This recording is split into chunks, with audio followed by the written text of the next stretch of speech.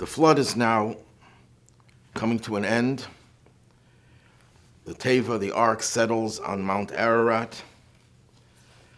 And Noah wants to know if it's safe to leave the ark, if the water had dried up. So the Torah tells us that after the ark settled 40 days later, Noah opened the window of the ark that he had made. He sent out the raven, but it circled the ark until the waters dried up off the earth. It kept on circling the ark. It didn't want to get away from the ark. Now, 7 days later, he sent out the dove to see whether the waters had gone down from the earth's surface. But the dove could not find a resting place for the sole of its foot because there was water upon the entire surface of the earth. So it returned to him, to the ark. He stretched out his hand and took it and brought it to him to the ark. Then the Torah continues, he waited again another 7 days, and he sent out the dove from the ark again. The dove returned to him in the evening, and look, it had a torn olive leaf in its mouth. So Noah knew that the water had gone down from the surface of the earth. And then he made himself wait again for another 7 days, and he sent out the dove, and it did not return to him anymore. So what happens over here? Noah sends the raven. The raven does not fulfill its mission. The raven returns to the ark, circles the ark until things dried up. He could not leave the connection that it had to the ark. On the other hand, the dove, he sends out 3 times. The first time he sends it out and it has to return to the ark. The second time it brings back an olive leaf. And the third time it doesn't return. What exactly does the Torah want us to do with this scenario of the raven and with the dove? The Torah does not tell us things that are unnecessary. Every nuance in the Torah has to be an instructive teaching to us, because the word Torah itself, as we have said so many times, comes from the root that means to instruct, to guide, to illuminate. So how does this illuminate our lives? So one way of understanding the difference between the raven and the dove is to recognize that there are 2 different ways of looking at being in exile. The ark could be viewed as a veritable prison.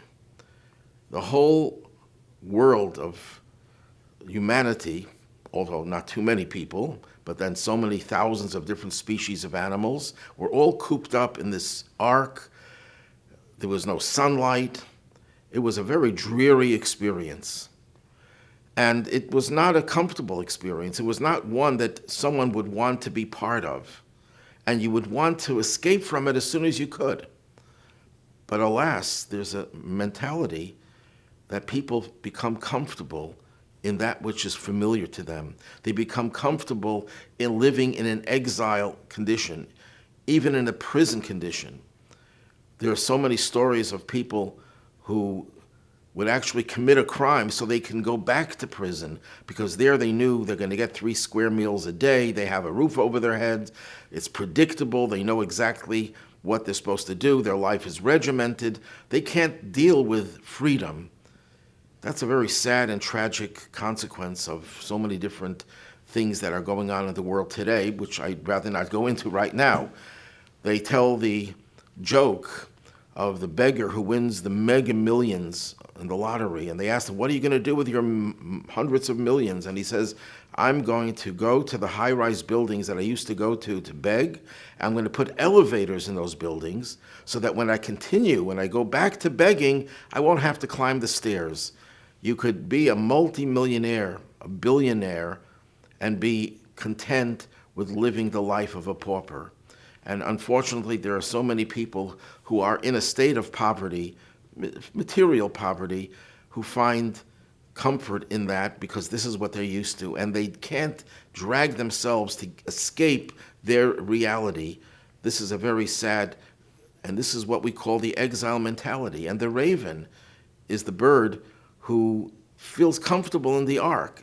We're told that when they were in the ark, they were not allowed to, and this included the animals, to be intimate, because while everyone else is suffering, how could you be in a state of pleasure. You have to commiserate with those who are suffering. You have to empathize with them.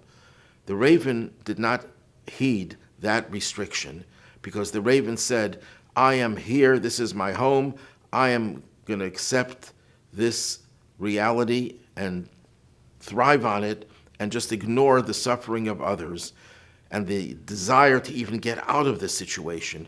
This is my comfort zone, and I don't want to leave my comfort zone.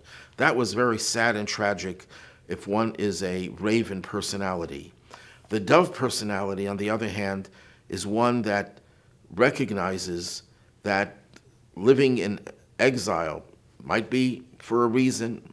There's a purpose, there's an objective. God certainly puts us in exile for a reason. And even though we're told that we're in exile because we sinned, we know that it's much more than just a punishment for sin, but there's a certain mission that we have to refine the world by reaching all different parts of the world, as Hasidus explains. So we know that we're living in exile for a reason, and we try to fulfill our purpose and our mission. But we also know that this is not where we belong. We belong outside the ark, of the stifling atmosphere of the ark. And what do? We leave the ark and we try to find a place to exist outside of exile, but it's not the right time. Many times in the past, Jews were trying and pushing hard for redemption, and it was premature. So the dove comes back and waits for the second opportunity. A second opportunity arises, and what does the dove do? It's still not ready. The water is still there. It hasn't subsided, but the dove takes an olive leaf and brings it back. Olive leaf is a symbol of a liberated world, of a world outside of the ark, outside of the suffering and pain of the flood, and brings that back into the ark. In other words, as long as we're in exile, what we have to do is look to the state of redemption, find elements of redemption, and bring that into the exile, even as we're waiting to get out of it entirely. And finally, the dove, with that attitude, with that mindset, is able to leave permanently and lead the way for everyone else to leave that ark. Now, there's an interesting passage in the Talmud, an enigmatic passage, that I think this may shed some light on. The Talmud tells us that the Romans banned wearing of tefillin. There was actually a time when they said that anyone who would wear tefillin would be put to death. And there was a sage whose name was Elisha, who defied the Roman edict and wore tefillin. And I just want to add that the Mishnah tells us that if anyone wears round tefillin, it's dangerous and they haven't fulfilled their obligation. Tefillin have to be square, they're cubes. Just to share a little anecdote, I was once giving a talk about the Torah, how the Torah is eternal, and a participant there who happened to be an archaeologist, and I used an example of tefillin. The tefillin that we have today is the same as the tefillin that we wore 1,000 years ago, 2,000 years ago, 3,000 years ago. And this spectator, who happened to be an archaeologist, said, I have in my collection round tefillin. Doesn't that contradict what you just said? And my answer then, I remember, was, the exception proves the rule, which is true. But it goes beyond that. The Mishnah says that there was such a time when people made round tefillin, and the Mishnah says you didn't fulfill your obligation, and it's dangerous. You could puncture your skull if you bump into the wall with it. But there's an interesting commentary by a contemporary, a 20th century sage, Rabbi Reuven Bar Golius, who says that the danger over there is not that you'll hurt yourself, but it had to do with a Roman edict that banned tefillin, that anyone who was caught with it would be put to death. So what did some people decide? We're going to fool the Romans. We're going to make tefillin that are round, and that way they won't catch us. So the Mishnah says, no, first of all, you didn't fulfill your obligation. You didn't gain anything by that. Second of all, the danger is still there. So anyhow, getting back to Elisha wears tefillin, and a Roman sentry sees him with a tefillin on his head. He couldn't see the arm tefillin because it's covered, but the head tefillin are exposed. So he starts to pursue him. And when he finally catches up with him, he asks him, what do you have in your... And Elisha takes the tefillin off his head, puts it in his palm of his hand. And the soldier says to him, what do you have in your hand? And he said, I have the wings of a dove, kanfe yona, a dove's wings. And lo and behold, he opened up his hand, and that's what the soldier saw, the wings of a dove. Now, this passage in the Talmud needs some deeper understanding. Obviously, this was a miracle that the tefillin turned into the wings of a dove. And if God is performing a miracle, there are so many other ways he could have performed the miracle that the soldier would see nothing in his hand or see some other object in his hand, some more common object. Most people don't carry wings of doves in their hand. Why did he pick on the wings of the dove? So this is an attempt to explain it, and I'm sure there are deeper explanations as well. And that is as follows. Tefillin, why was it so hated by the Romans? Why did they ban tefillin of all the mitzvahs? It doesn't say they banned wearing tzitzis. Tzitzis is a reminder of the commandments. The Romans did not particularly want to ban total Jewish observance. Maybe there was a time when they even did that, but that was not all the time. Tefillin particularly bothered them very much. Why? Because tefillin, the Zohar says, is like a crown. It's a symbol of royalty. It's a symbol that we are in touch with the divine king, and that governs our lives, and we are royal. Moreover, the Talmud says when we put on tefillin, God puts on his tefillin. And what are in his tefillin? The statement in the Torah that no one is like his nation Israel, that we are a chosen people, we are special. And they couldn't tolerate that. What the Romans didn't like, if you behaved and you paid your taxes, you showed subservience to them, the Romans tolerated you. As soon as the Jews in Jerusalem started to militate against the Romans and try to liberate themselves from the Roman yoke and Roman sovereignty, that's when they unleashed their fury, and they did what they did to destroy the temple and massacre millions of Jews.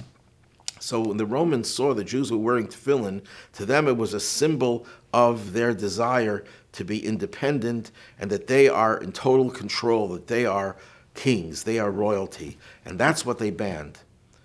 So when the miracle happened, what symbolized the idea of royalty without being the actual tefillin? The wings of the dove.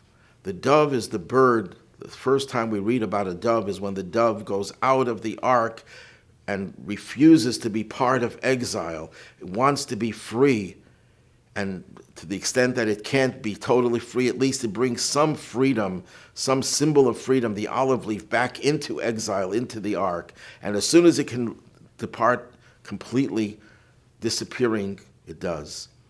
And that's the same symbol of the tefillin. When we wear tefillin, we bring royalty, we bring redemption into the present. And actually, there's a Rashi that seems to suggest that very thing if we understand it properly. In the second portion of the Shema, in the book of Deuteronomy, the Torah there says that you shall place, this is chapter 11, verse 18. It says, you should place these words of mine upon your heart and upon your soul. You shall bind them as a sign upon your hand, and they shall be between your eyes, totophos, between your eyes. At any rate, Rashi says the following, is even after you go into exile, you should distinguish yourselves with mitzvahs, put on tefillin and make mezuzahs, so they shouldn't be new when you return. What is Rashi trying to tell us? That the Torah is telling us that when you're in exile, make sure to put on tefillin, because tefillin is the symbol of royalty, of redemption, of freedom. And when Mashiach comes, and we'll experience full freedom, it's going to be foreign to us. So let's experience the freedom now. While we're still in exile, let us bring in as many elements from a world of Mashiach, a world of redemption, into the present.